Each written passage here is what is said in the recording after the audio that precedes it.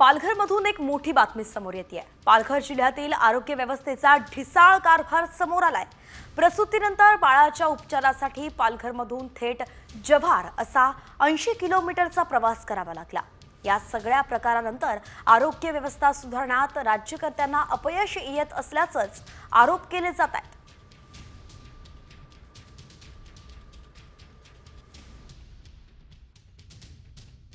सकाळी 12:30 पालघर येथून baby of Nikita Nilesh दगडा ही जी जुळी बालकं आली होती.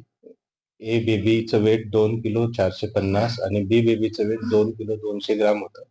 आता दोन्ही बालकांची प्रकृती स्थिर आहे. दोन्ही बालकांना मिनिमम ऑक्सिजन चालू आहे. या ठिकाणी जव्हार येथे या ठिकाणी ती आपलं इन्क्युबेटर जे आहे ते आपलं ती साधनं उपलब्ध आहे.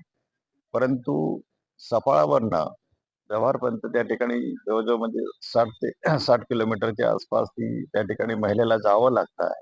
हे निश्चितच आजच्या या आधुनिक आरोग्याच्या दृष्टिकोनातून एक चिंतेचा विषय आहे. हा जो प्रश्न आहे तो निश्चितच त्या ठिकाणी म्हणजे आपला निकालात काढला जाईल. परंतु सध्याची परिस्थिती आहे ही गंभीर आहे हे मात्र निश्चित आहे.